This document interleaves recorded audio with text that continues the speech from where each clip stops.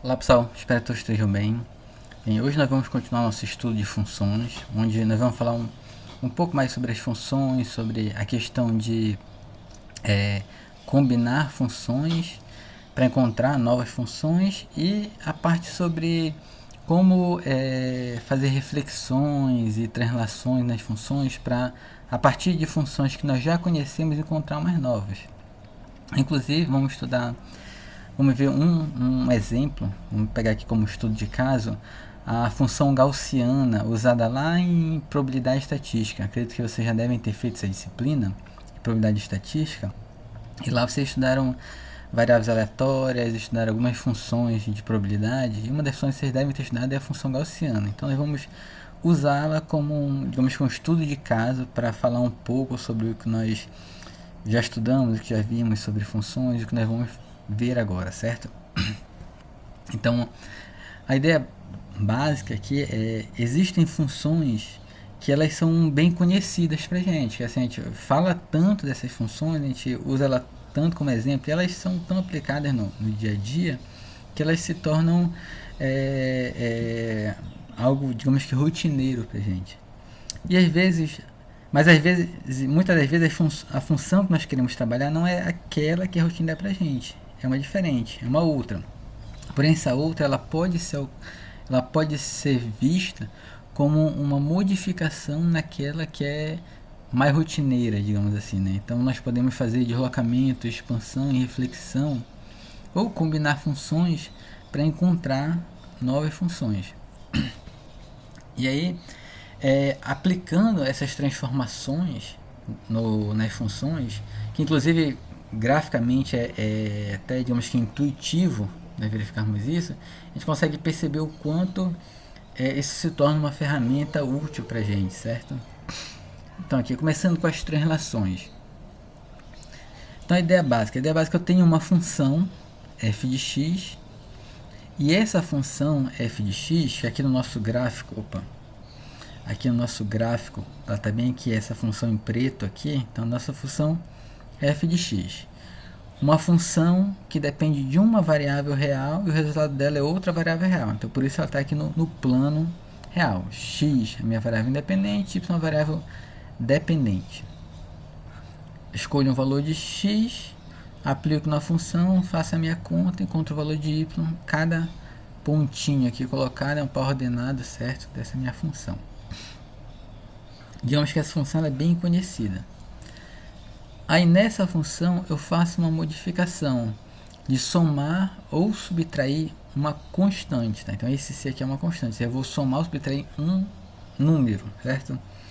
Mais 10, menos 10, mais 5, mais π, mais 1,37, qualquer número real eu vou identificar aqui vou caracterizar como uma constante, certo?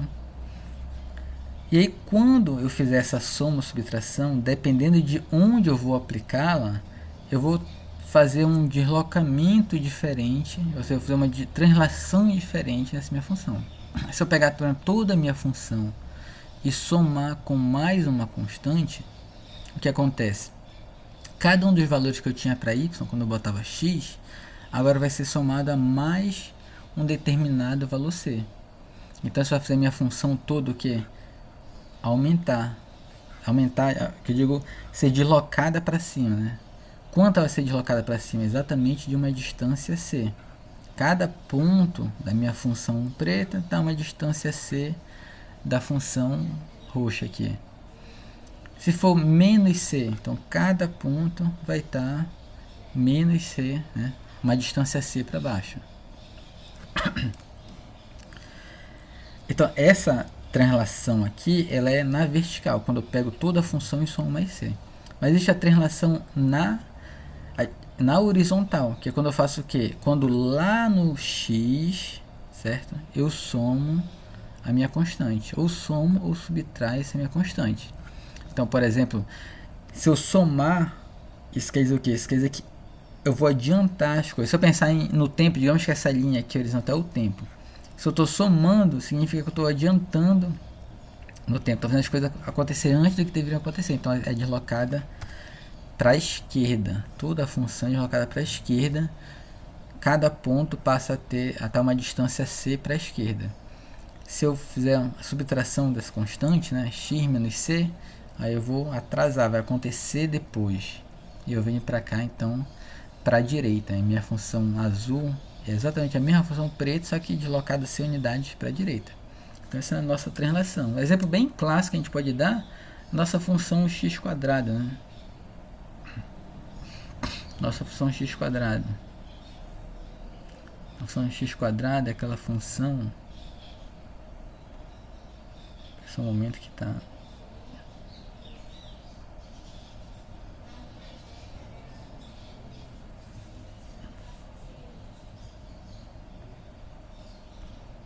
Tá.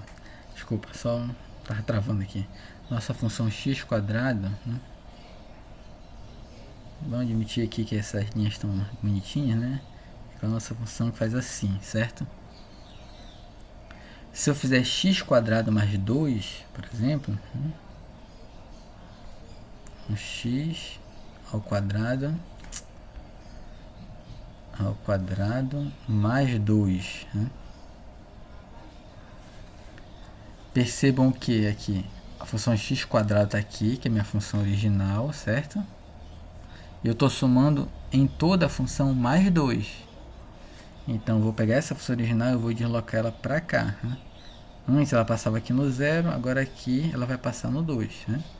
Desconsidere o fato do meu gráfico aqui está todo mal feito, né? Não está simétrico e tal, mas é só para a gente entender. Então, esse gráfico azul seria, digamos que exatamente o gráfico em vermelho, né?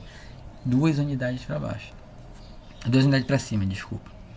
Agora a gente também pode pegar e fazer o quê? A gente pode pegar e fazer x mais 2 e tudo ao quadrado. Percebem a diferença? Esse aqui é quem? É o f de x. Esse daqui é o f de x mais 2. Nossa, desculpa, tá dando uns problemas aqui. Então f de x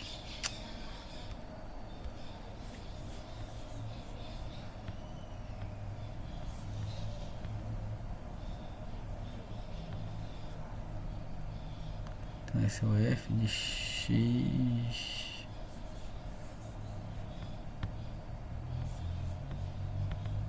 mais 2. E esse aqui de baixo? Esse aqui de baixo vai ser o f de x, só que o mais 2 está aqui dentro. Ele é o parâmetro da minha função. Então aqui é o f de x, toda a função mais 2. Então x ao quadrado mais 2. Aqui o mais 2 está no x, no parâmetro. Então é x mais 2 e depois tudo ao quadrado. Aí nesse caso o que vai acontecer com a minha função? Vou desenhá-la aqui de uma outra cor. Se o computador deixar. Tá. Então vai ser a mesma função que está em vermelho.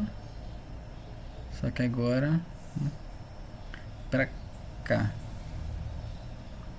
E antes aqui ela passava no 0, agora aqui ela vai estar no menos 2. Desculpa pessoal, tô com um problema aqui no computador e aí fica acontecendo isso.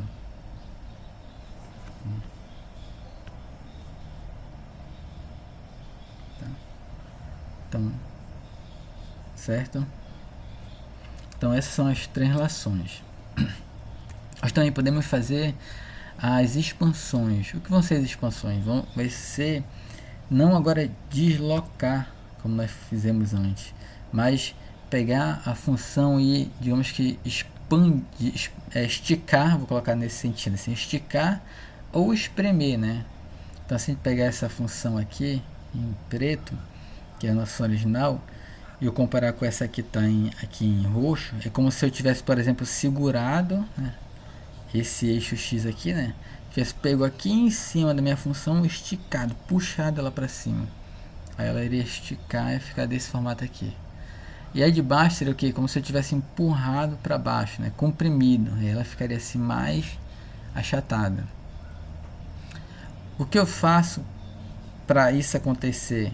Eu vou agora fazer um produto, né? O produto da minha função para uma constante. Se esse meu produto for maior, da minha constante for maior do que 1, se a minha constante for maior do que 1, eu vou expandir assim, deixar mais esticadinho. E se eu tiver com um produto que é para uma constante que está entre 0 e 1, aí eu vou ter ela comprimida. Isso ocorre quando eu estou trabalhando na vertical aqui, onde eu pego toda a função e multiplico, certo? Então, por exemplo, aqui cosseno. Cosseno de x é essa em roxo aqui no meio. Cosseno de 2x. Então ela mantém as coisas acontecendo no mesmo momento, os mesmos valores de x, quando ela sobe, quando ela desce, quando ela chega no valor máximo, no mínimo, certo? Então aqui, ó, o valor máximo dela aqui no zero, certo? Para as três funções, a azul, a roxa e a laranja. O valor mínimo aqui no π, o valor máximo dela no π sobre 2, desculpa, no 2π, e assim vai. Onde ela toca no zero, no 3π sobre 2, né? Aqui no caso no π, aqui no 3π sobre 2, e assim vai. Então, o que vai acontecer aqui? Vai acontecer que o que vai mudar é apenas a altura que a minha função vai alcançar. Minha função cosseno de x está aqui em roxa, são 2 cosseno de x assim azul, ou seja, ela vai mais longe, digamos assim, ela vai mais alta e vai mais baixa. E a minha função meio cosseno de x, ó, então o número entre 0 e 1, né, 0,5 cosseno de x, deixa ele mais espremidinho.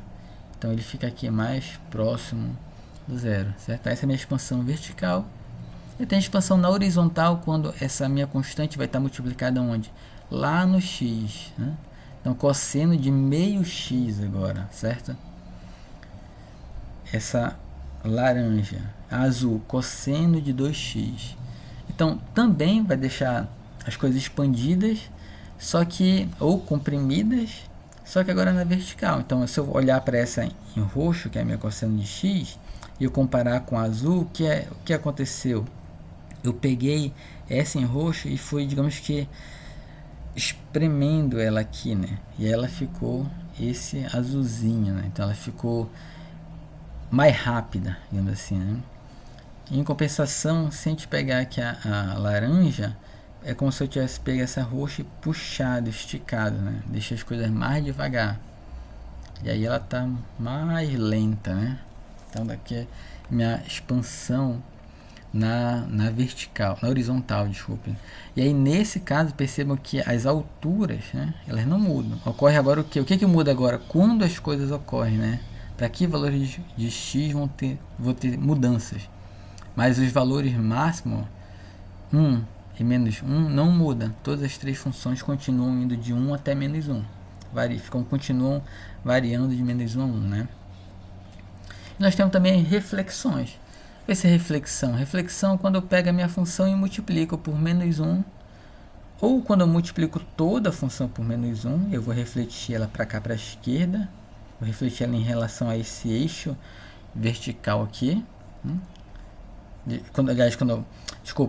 vou refletir em função em torno do eixo horizontal, quando eu multiplico ela toda por menos 1, certo? E quando eu pego lá dentro do x e multiplico por menos 1, aí eu vou refletir agora sim na vertical, né? Vou refletir lá para cá. Então essa azul aqui é como se fosse como se tivesse um espelho aqui no meio, né? Essa é preto espelhada para cá. E essa em roxo aqui para baixo é a minha preta espelhada para baixo. Então as nossas reflexões são multiplicar por menos 1 ou toda a função, ou multiplicar primeiro o x por menos 1 e depois jogar dentro da função, certo? E aqui tem alguns exemplos, depois vocês podem estudar com esses aqui, com calma. Vamos depois usar uma outra função para para a função gaussiana, como eu falei no início, para entender um pouquinho, usar, ver como estudo de caso, né? Então só um pequeno, esse exemplo aqui a gente passar. Então x ao quadrado mais 6x mais 10. Então x ao quadrado mais 6x mais 10, eu posso identificar o seguinte: x ao quadrado mais 6x mais 10 é a mesma coisa que x ao quadrado mais 6x mais 9 mais 1. Então 10 é mais 9 mais 1. E esse x ao quadrado 6x mais 9 aqui, eu posso identificar como sendo x mais 3 ao quadrado. Então se eu pegar x mais 3 ao quadrado mais 1, se eu expandir esse quadrado eu venho para cá. E se eu somar esse 9 com 1 vai aparecer, vem para cá, vem para a minha função original. Então, por que eu fiz isso? Eu fiz isso para identificar o que? Eu tenho a função x quadrado, onde no lugar do x entrou o x mais 3, e depois eu peguei tudo e somei mais 1. Ou seja, eu fiz duas translações aqui, né? Uma na horizontal, somando esse mais 3 aqui, e a outra na vertical, somando esse mais 1. Então aqui em azul é minha função x quadrado. Como vai ser o gráfico dessa função x ao quadrado mais 6x mais 10? Vai ser eu pegar e colocar essa função em azul 3 unidades para a esquerda e depois uma unidade para cima. Então esse ponto mínimo aqui, tá, ele vai andar para cá para o menos 3 e depois vai andar uma unidade para cima, que é exatamente esse gráfico em rosa aqui do lado, certo? Do lado direito. Então, 3 unidades para a esquerda, depois uma unidade para cima. Então, para esboçar esse gráfico aqui, o que eu precisei? Eu precisei identificar, eu precisei enxergar essa minha função aqui, x ao quadrado mais x mais 10, como uma função x ao quadrado que foi nela aplicada translações. E onde isso é útil, além do gráfico? Isso é útil porque, conhecendo a função x quadrado, a gente sabe que a função x quadrado tem um mínimo, por exemplo. Esse mínimo dela é onde? É no 0, 0. Se eu peguei essa minha função aqui, desloquei 3 unidades para a esquerda e uma unidade para cima, onde vai estar o mínimo dela? Eu vou pegar o 0, 0, a componente do x vai ficar com menos 3 e a componente do y vai ficar com 1. Então o ponto menos 3 e 1 é o valor mínimo da minha função, certo? Então eu nem preciso fazer, digamos que uma continha complicada para encontrar essa minha função. A função x quadrado, nós sabemos que é uma função de segundo grau, mas ela só tem uma raiz real, certo? Assim, as duas raízes delas são iguais, que é exatamente no x igual a 0. Essa minha função aqui, x ao quadrado mais x mais 10, eu sei que é a função x quadrado, que foi 3 unidades para a esquerda, depois uma unidade para cima. Então não preciso para aplicar Bhaskara para já saber que essa função aqui, ela não tem uma raiz real, tá? Se eu for calcular aqui as raízes dessa função, eu vou chegar que ela não tem função, não tem raiz real, tá? Lá, posso fazer isso lá por Bhaskara ou identificando, entendendo que ela é a minha função x quadrado foi deslocada para a esquerda e depois para cima, certo? Então essas translações, pelo conhecimento prévio que eu tenho da função x quadrado, eu já consigo identificar o comportamento dessa nova função. E além dessas transformações, nós também podemos fazer combinação de funções, onde essa minha combinação pode ser somar funções, subtrair funções, multiplicar, fazer o quociente de funções, certo? Então, por exemplo, eu tenho a função raiz de x e tenho a função raiz de 2 menos x. Eu quero combinar essas duas funções somando. Aí a combinação é simplesmente somar raiz de x mais raiz de 2 menos x, né? Não tem, digamos que, segredo. O que eu preciso tomar cuidado é que toda vez que eu combinar funções, cada função, lembra, ela tem um domínio e uma imagem. Então, toda vez que eu combinar funções, essa nova função que eu gerei da combinação, o domínio dela vai ter que ser a partir da interseção do domínio das funções originais. Então, a minha função raiz de x, o domínio dela é qualquer número real não negativo, certo? Qualquer número de a até mais infinito.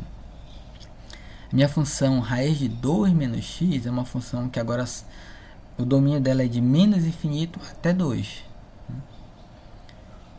essa minha função onde eu estou somando as duas funções, essa nova função onde eu estou somando as duas, o domínio precisa ser a interseção dos dois. Então, para essa nova função, a minha interseção é o quê? De 0 até 2. Então, de 0 até 2 vai ser o domínio dessa minha nova função. Então, essa é a nossa combinação de funções. Também posso multiplicar ou dividir funções. A mesma ideia, o principal é que o meu domínio vai ter que ser a interseção dos domínios das funções originais. O caso específico é o do quociente, porque no quociente a minha função que está aqui no denominador, ela nunca vai poder assumir o valor igual a zero. Então ela sempre tem que ser um valor diferente de zero para não dar uma indeterminação. Tá? E por último, nós podemos fazer composição de funções. Então, o que é a composição de funções? É quando nós pegamos uma função e aplicamos dentro de outra função. Então, por exemplo, vou pegar, tem a função x² e tem a função 5x. Aí eu vou pegar um valor, vou primeiro colocar na função x², esse valor vai gerar um número, certo? Depois eu pego esse resultado e aplico na função 5x. Vai me dar um outro resultado. Então, eu estou pegando... Isso é útil a gente pensar no formato de máquina. Né? Eu pego um x, um valor, aplico na minha primeira função, vai me dar um resultado. Esse resultado eu aplico na minha segunda função, vai me dar um novo resultado. Então, o meu resultado é o que? O x aplicado na função g e depois o resultado todo aplicado na função f. É o que a gente chama de combinação da função f com g de x. E aí percebo que nesse caso as coisas mudam se eu fizer a composição, a combinação do g com f de x, porque eu primeiro teria que passar no f e depois no g, certo? Então, por exemplo, x² é a função x menos 3. E eu quero a composição tanto do f com o g, quanto do g com o f. Então, o f com o g de x vai ser o que? Vai ser o f, onde o parâmetro dele é o g de x. Então, o f, quem é o parâmetro dele? G de x. Quem é g de x? X menos 3. Aí, agora eu pego o x menos 3 e coloco lá na função x². X menos 3 ao quadrado. E o contrário, a posição ao contrário, g com f de x. Então, eu pego o f de x, substituo lá dentro, né, que é x², e depois o x² substituo na função x menos 3. Com x² menos 3. Né?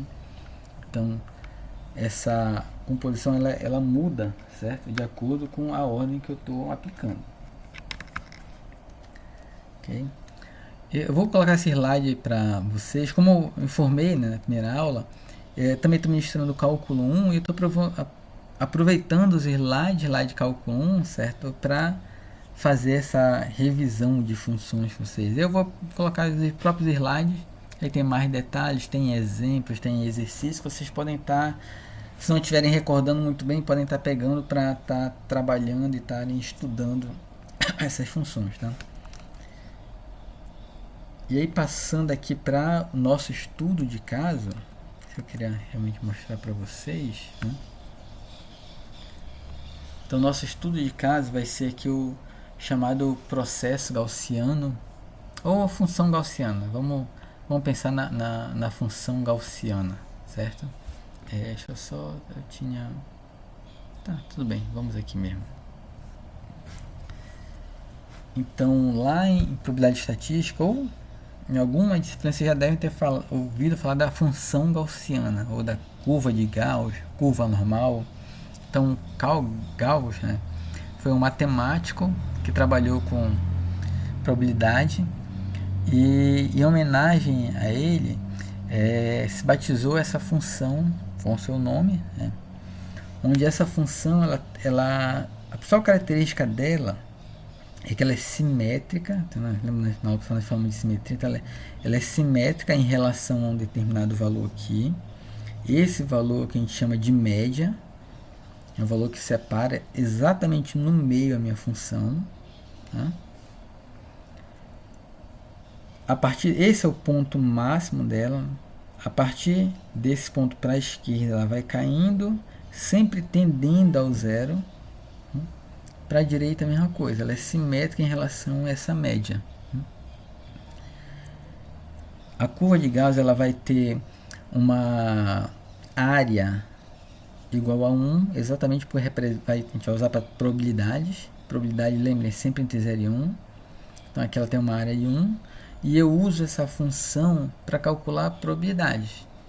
Então basicamente, o meu x é um número aleatório, certo? Meu x é um número aleatório de valor contínuo.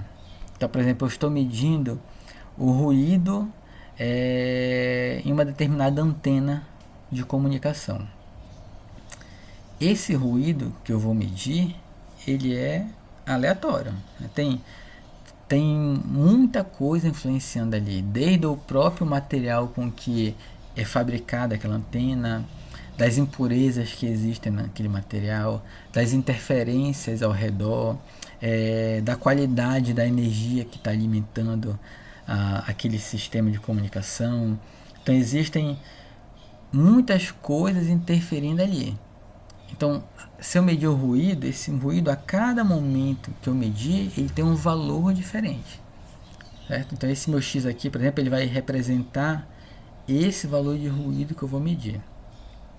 A principal característica da gaussiana é que é para números contínuos, para funções contínuas, que é esse exemplo, então eu estou medindo valores de ruído, algo contínuo, e é simétrica em relação a essa média, né? Então tem uma média. Se eu medir ali 300 vezes, nessas 300 vezes tem valores aleatórios. E eu posso calcular uma média. Então essa média é essa que está aparecendo bem aqui, essa linhazinha bem aqui. E a pergunta que a gente responde quando modela o problema com uma função gaussiana, respeitando, assim, a gente não vai entrar em detalhes de probabilidade, certo? Mas para dizer que o ruído ele é gaussiano, existem características que eu tenho que observar. Então, o valor que eu estou medindo, ele tem que ser contínuo. São necessárias várias fontes de interferências no meu ruído. Existem características do problema real que, quando a gente observa essas características, a gente sabe que pode modelar aquele problema como uma função gaussiana. Então a gente não vai entrar nesse detalhe. A gente está falando o seguinte: olha, eu conheço aquele problema, eu sei que aquele problema eu posso modelar por uma função gaussiana para calcular a probabilidade de medir um certo ruído. E aqui está aqui então a minha função gaussiana. E como eu uso essa função gaussiana? Então basicamente a área da curva, entre a curva, né, e o meu eixo horizontal, é que vai me dar qual a probabilidade de acontecer algum evento. Então digamos que, por exemplo, se esse ruído passar de um determinado limite, então digamos que eu tenho um valorzinho bem aqui, valor 7. Eu medi o ruído. Se esse ruído for maior do que 7, significa que eu estou perdendo aqueles bits que eu estou emitindo, estou perdendo aquele pacote, ele está influenciando muito, está gerando muito erro e eu estou perdendo. Se ele estiver abaixo de 7, então o meu código corretor lá de erro, né, aquele FEC, todos aqueles algoritmos de correção, eles conseguem recuperar os dados os bits que eu estou transmitindo, não preciso retransmitir aquele pacote.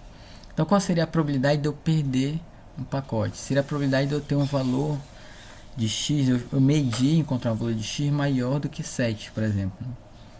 E aí como é que eu calculo? Eu vou lá na minha curva, então marco o 7 e calculo a área daquele 7 para cima, certo? E lógico, para calcular essa área aqui, para essa função gaussiana, a gente vai precisar calcular então a integral. A gente ainda vai chegar lá. Na nossa próxima aula nós vamos falar de limite, derivada e integral, né? Nós precisamos calcular a integral aqui. Se já fizeram o cálculo 1, acredito que todo mundo conhece, pelo menos entende quando a gente diz que usa a integral para calcular essa área aqui, certo? Quando nós falarmos de integral, nós vamos ver aplicações. Mas a ideia agora é essa. Então a gente já pode até pensar isso como uma aplicação, digamos assim. Então, qual a probabilidade daquele meu ruído fazer com que eu perca o pacote que eu estou transmitindo, porque aquele ruído está tão alto? Qual é o limite do ruído? É 7. Então, qual a probabilidade de medir o valor de ruído é aquele ruído ser maior do que 7. Então é a área na minha curva gaussiana acima desse 7. Tá? Então essa, assim que a gente trabalha com a gaussiana. Aí essa minha gaussiana, ela tem esse formato, então essa é a expressão da gaussiana, certo? É da minha função densidade e probabilidade, que é exatamente essa função que está aqui. Ela tem essa aqui, 1 sobre raiz de 2π sigma ao quadrado, exponencial de menos x menos μ ao quadrado sobre 2 sigma ao quadrado. Onde esses parâmetros μ e sigma são que esse μ é a média da minha função e o sigma é o desvio padrão da minha função. Então são também medidas estatísticas, né? Então essa é a minha função.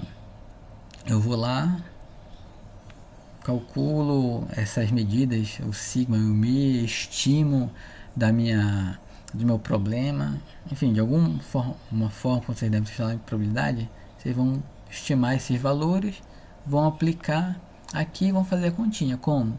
Integrando, né, naquele valor que vocês querem. Eu quero saber então qual é a probabilidade de ter um valor abaixo do que x. Integrar então desde menos infinito, porque essa minha função é uma função que vai desde menos infinito até mais infinito, certo?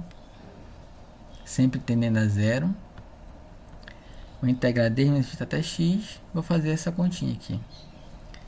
Aí agora que vem além de interpretar a função, né, aplicar o que a gente estava falando.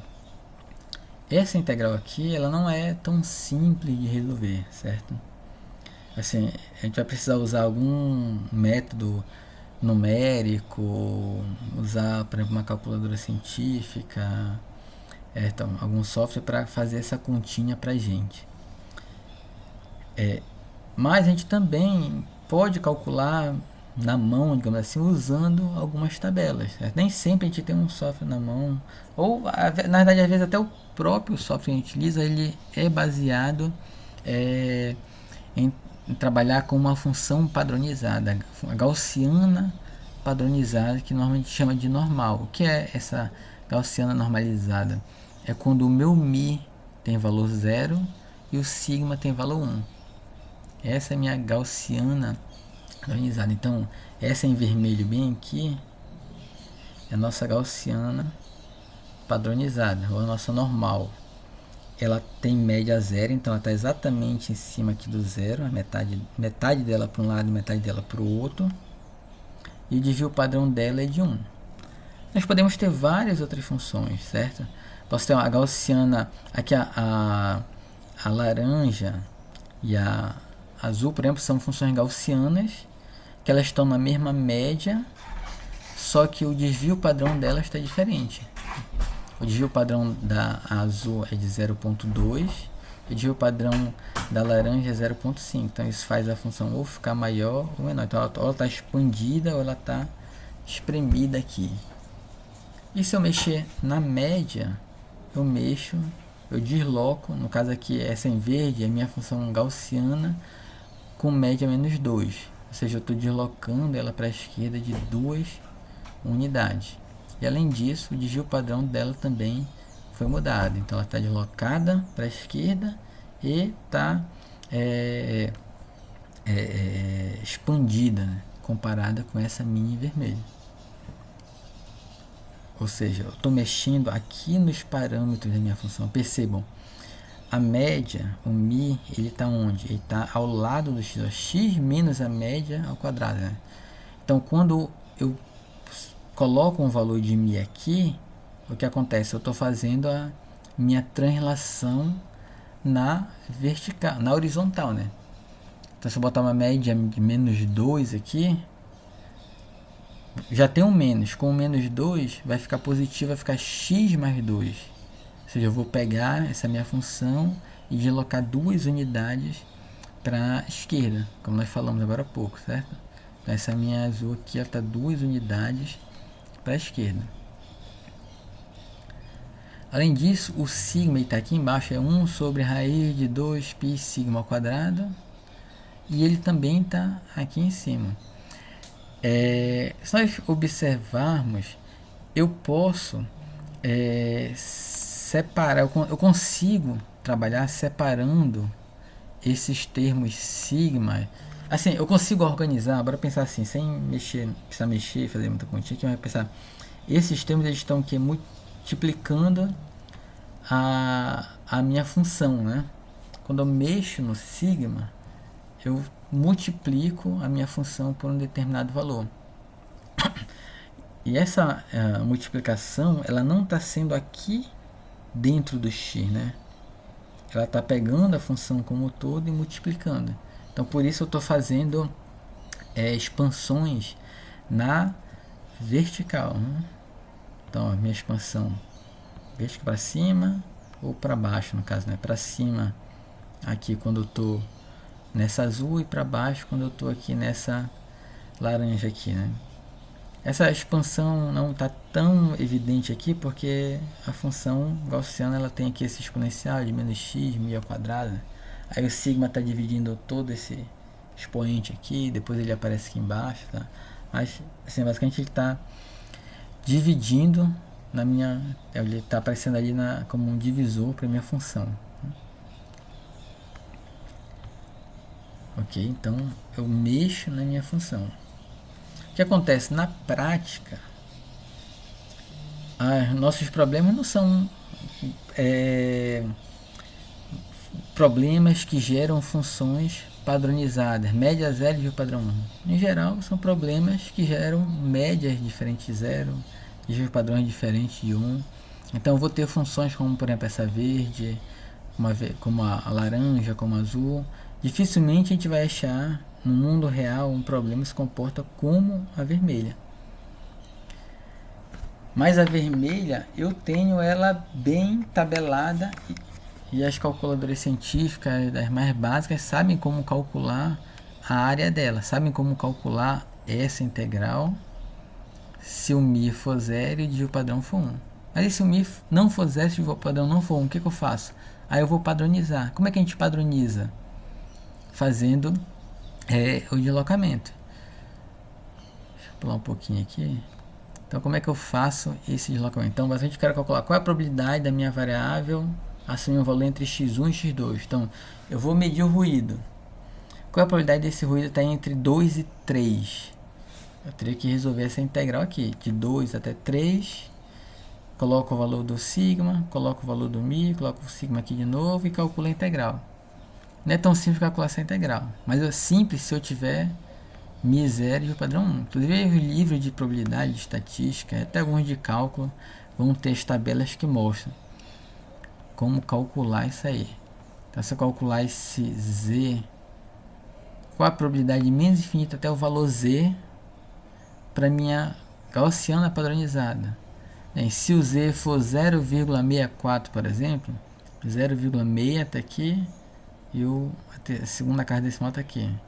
Então, 0,64 seria isso aqui. 0,7389 é a probabilidade. Né? Mas eu não estou com a padronizada. O que eu faço? A gente padroniza. Como? Fazendo essa continha aqui. O meu valor z é igual a x menos μ sobre sigma. O que significa? Significa o seguinte. Vamos lá, então aqui. Deixa eu ver se agora... Eu continuo com um problema aqui para... Próxima aula eu troco, tá? O editor aqui. Deixa eu ver aqui. Agora, então tá aqui. Então, como nós estamos falando, nós temos nossa gaussiana, que ela não está padronizada. Então, por exemplo, eu tenho essa gaussiana aqui, certo? Em que a média dela é 3, por exemplo, e o desvio padrão dela, o sigma dela, é 2. E eu quero saber qual é a probabilidade de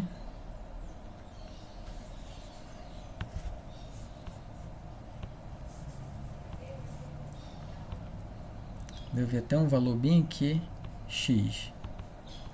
Então, qual é a probabilidade de eu medir agora o meu problema e eu encontrar um valor que é menor do que um determinado x, menor do que 2, menor do que 3, por exemplo. Então, como é que eu faço essa conta?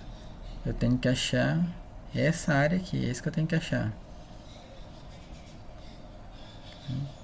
Desde lá de menos infinito até x igual a 2, por exemplo. Certo? Até o valor que eu quero. Eu posso calcular essa área fazendo como padronizando a minha função. E como é essa padronização? Eu vou pegar, então meu z é a nova função. É o parâmetro, digamos que é o parâmetro da nossa nova função. O que eu vou fazer? Eu vou pegar o meu x e subtrair a média, tá? Ou seja, eu vou fazer uma translação e depois eu vou dividir por sigma. Ou seja, eu vou fazer uma expansão. Essa translação que eu faço aqui, pegando o x menos a média, a minha função ela está centrada aqui na média, certo? Essa é meu f de x aqui. Eu vou pegar uma outra função que vai ser f de x menos esse μ. Essa nova função f de x menos μ, o que vai acontecer? Vai ser essa mesma, tá? Deslocada para a esquerda, ok? Onde ela vai ficar essa simetria, esse ponto de simetria dela vai ficar exatamente em cima desse eixo, né? Vai ficar exatamente no x igual a 0, tá? E depois eu vou pegar essa função e dividir toda por sigma. Quando eu dividir tudo por sigma, essa função que está aqui no sigma 2 vai passar a ter um sigma igual a 1. Então eu faço uma translação e depois uma expansão. Com isso eu consigo gerar uma nova função.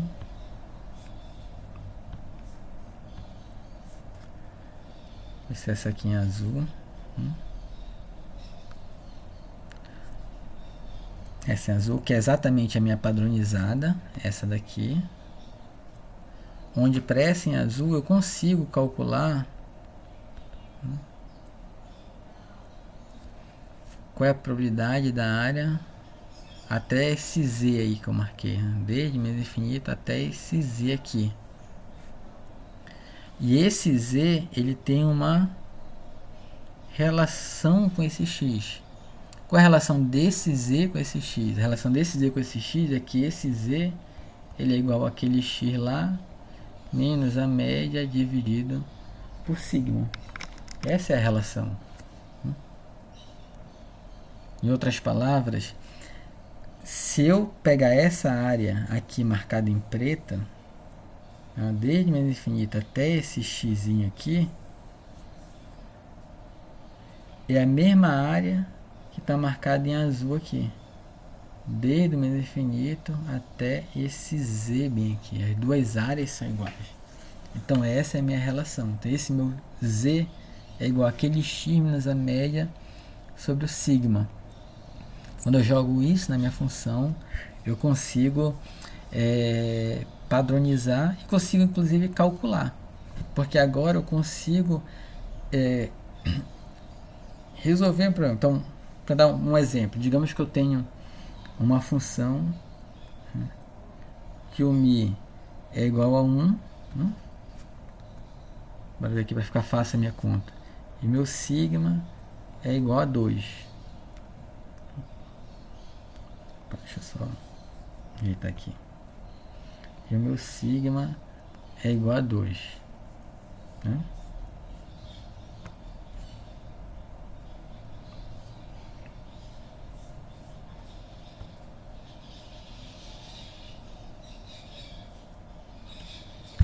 Eu quero saber qual a probabilidade de ter um valor menor do que um x igual a 1. Primeira coisa, essa minha função, eu sei que ela é simétrica.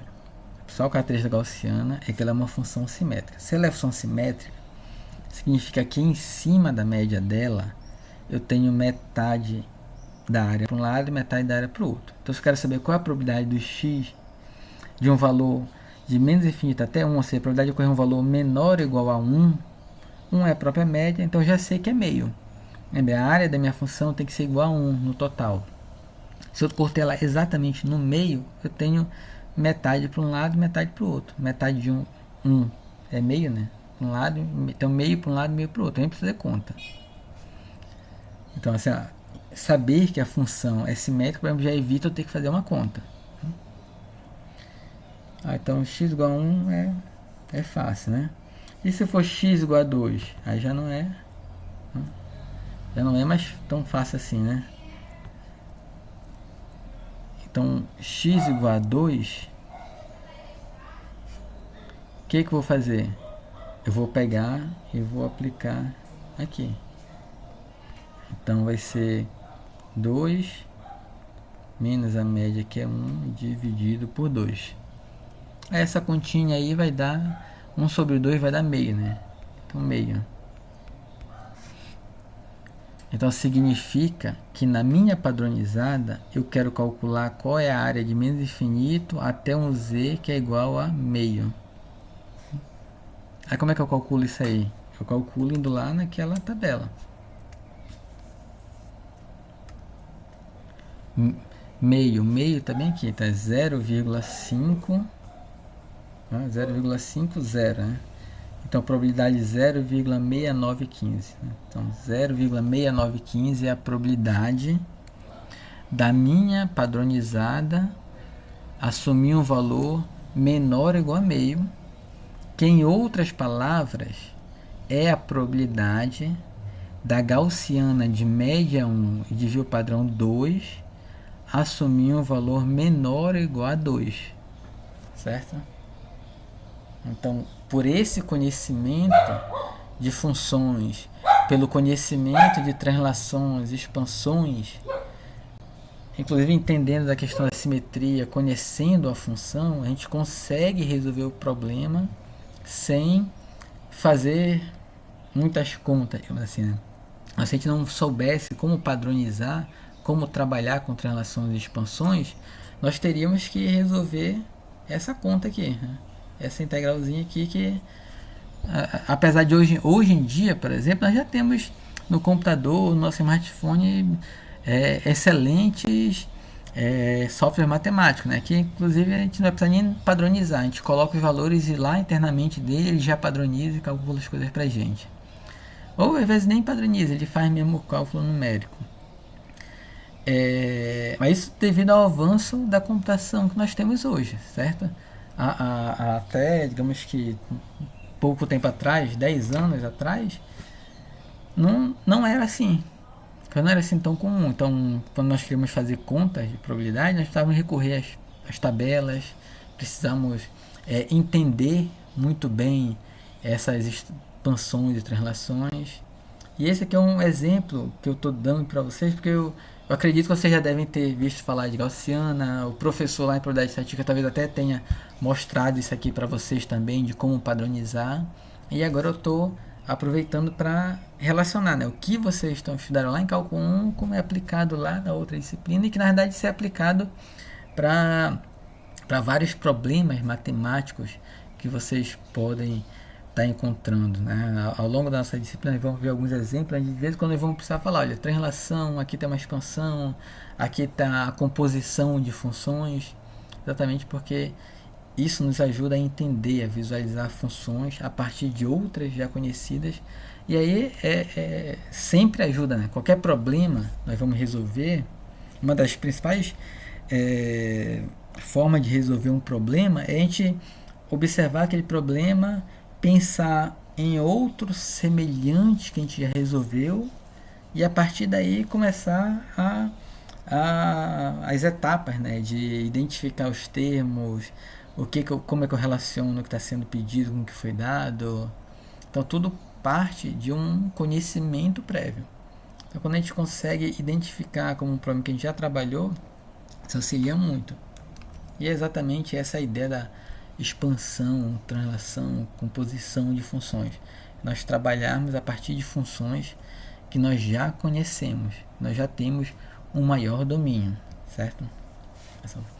Essa nossa primeira parte da aula dessa semana, certo? Concluindo aqui a parte de, digamos que a nossa revisão de funções. Nós vamos passar a falar agora sobre, durante a semana ainda, vamos ter vídeos sobre limite, derivada e integral. E aí já apresentando, lembrando o que significa, como interpretar e principalmente alguns exemplos práticos. Tá? Quando nós formos para limite, derivada e integral, principalmente a parte de integral e derivada, a gente consegue ter algo mais, digamos que exemplos mais práticos, próximos de problemas do mundo real, né? Aqui nós ainda estamos, digamos que em problemas matemáticos, né? Que o nosso estudo de caso hoje foi, digamos que como resolver um problema, de evitar ter que calcular uma integral que é complicada ali, se eu sei como reconhecer a minha função e trabalhar com ela para transformar numa outra que eu já conheço, né? Então, basicamente essa foi a ideia da aula de hoje. Próxima aula nós vamos ver as ferramentas limite, derivada e integral. Vamos pensar no cálculo como uma ferramenta para resolver problemas. Essa é a ideia, certo? Até mais, pessoal. Bons estudos.